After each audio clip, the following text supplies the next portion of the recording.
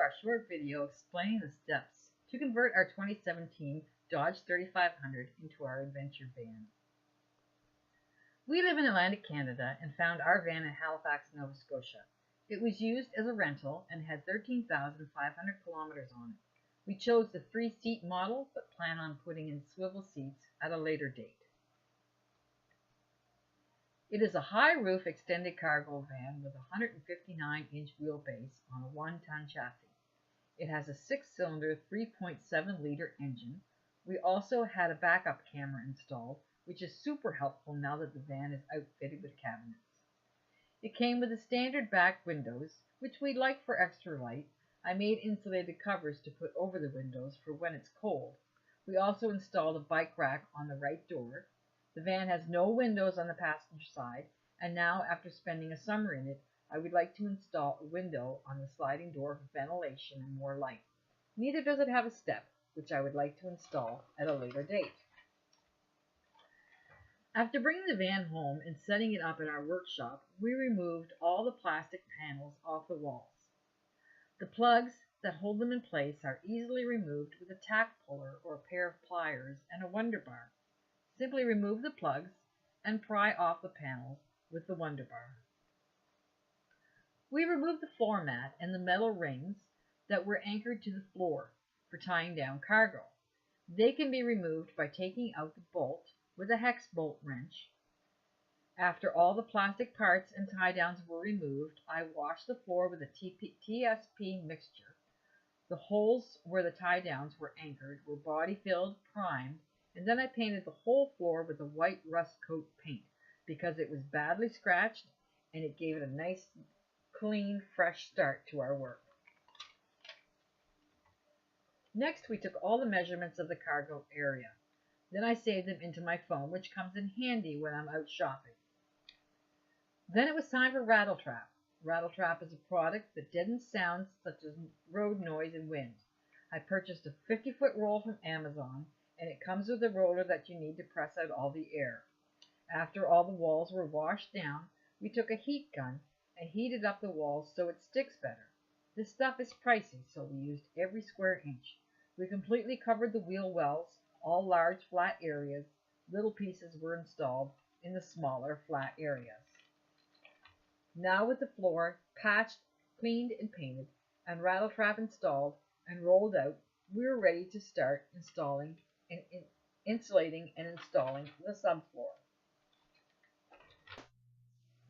For insulating and installing the subfloor, we used 3 sheets of 1-inch polystyrene insulation and 3 sheets of 1/2-inch good one-side spruce plywood and tuck tape. The insulation was cut to fit and then glued down with PLU. Seams were tuck taped and then the plywood was cut and installed onto the insulation.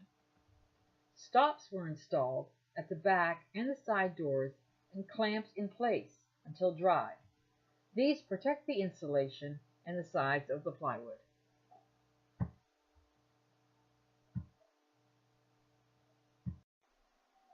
Then it was time to cut the hole for the Max Air fan. We set up staging beside the van so it would be easier to get on top of the van. We ordered the Max Air Fan Deluxe at Carid.com on Amazon. This fan is fantastic.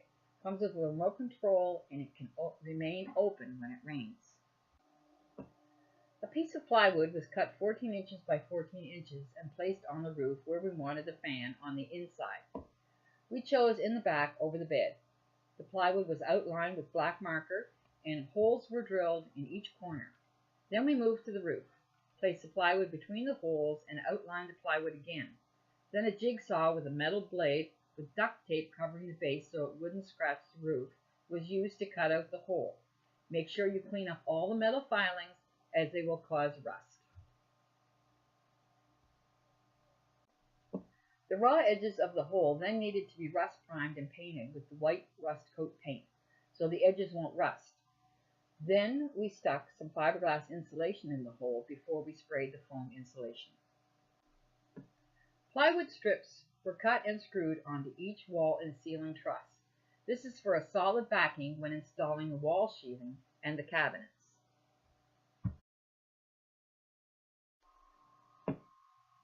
Next, each wall and ceiling truss was covered in painter's tape. This is because we plan on using spray foam insulation and don't want the trusses covered with foam.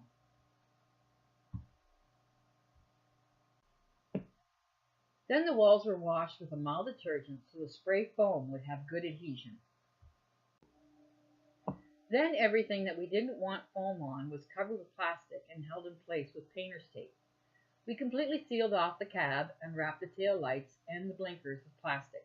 We did not do the sliding doors or the back doors at this time. Make sure you read the instructions before using the foam.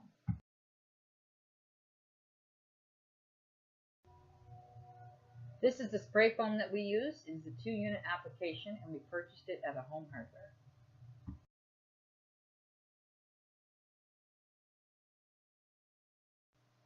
After waiting for the foam to dry, we trimmed back any places that were too thick with a reciprocating saw, stripped off all the painter's tape. We even did the wheel wells, which may not have been necessary, but there was more than enough foam left, and we plan on boxing the wheel wells in. Next, we installed Reflectix on the walls and ceiling. This product reflects heat back into the van during the winter and helps keep the van cool in the summer. It was installed with staples fastened onto the wall and ceiling trusses, and seams were tuck taped. Now it's time to place the wires for the lights. We ordered 6 LED lights from Dream Lighting on Amazon, so we have to install our wires in the ceiling before we put the walls and ceiling in. The Kodiak Energy from Armory Survival will power our van. These things are great. You can charge them from your house, from solar panels, or from the 12-volt adapter that you can buy. Armory Survival provides incredible service and are always happy to answer any questions that we have. Next, the wall sheathing was primed and painted. We used 1/4 inch good one side spruce plywood, sealed it with a good primer, and then painted them with a cabinet and furniture paint. Wall sheathing was then installed by screwing it to the wall trusses. The bulkhead in the van was left exposed as there will be cabinets covering that area. Also, this is where the wires will travel down to hook into the energy. The bed was installed. We designed the bed across the van in the back because we are both 5'7", and if we positioned the bed this way, we would have more living space. And it's granddaughter approved.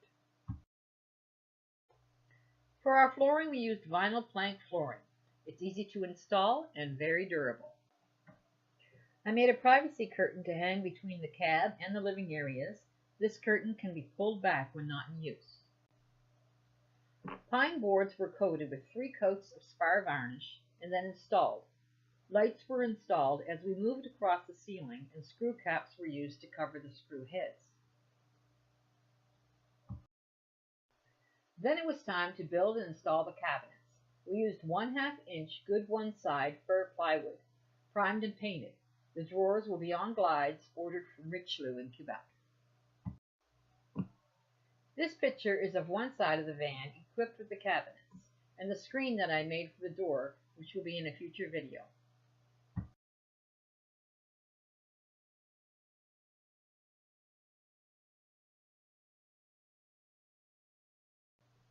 This is the sink area with 2 pullouts for extra workspace. Under the sink we have the freshwater tanks and the gray water tanks. For our toilet we use a porta potty, which fits into the bottom drawer with a 200-pound glide. Just pull it out and go pee.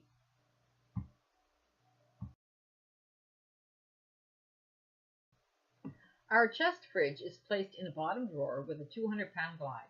This fridge runs on AC or DC power. The upper cabinets are installed with push-button latches and arm lever type hinges to hold them up in place when they are open. Mason jar covers are screwed into the bottom of the cupboards and used to hold sugar, flour, coffee, or any other loose cooking ingredients. The energy is placed on the top shelf for easy access. These next few pictures are of the van up to date.